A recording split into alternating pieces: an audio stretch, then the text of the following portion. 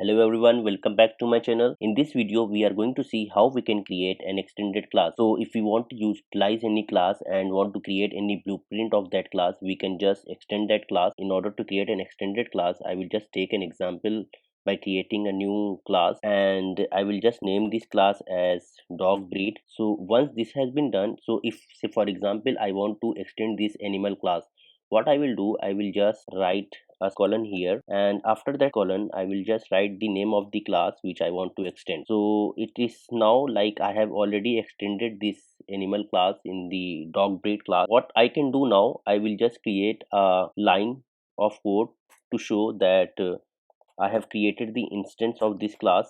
So I will just write here that this is an animal instance from dog breed, and once this is done I will just have a semicolon here.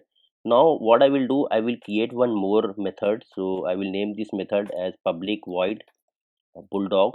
I will define the scope of this method, and in this scope I will just write this is animal name. So once this has been done, what I will do, I will just go in this main method, and here I will create the object of this dog breed.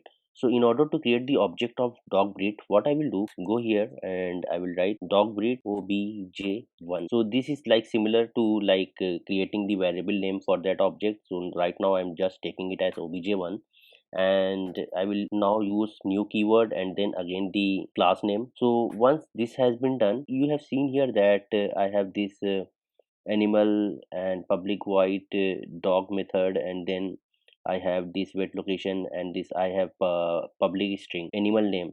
So once I go here and I call the string j1 dot animal name, and I will just pass it as bulldog. Now what I will do, I will call this method bulldog. So in order to call this method, I will just use this. So now let us run and see what is coming here as an output. I will just go on run and start without debugging. So as you can see here in the last video, if you have gone through my last video of how to create class in an object, till here we are getting this output. And in this section, if I go here and I click here, so we can see that this is the output which is coming from here.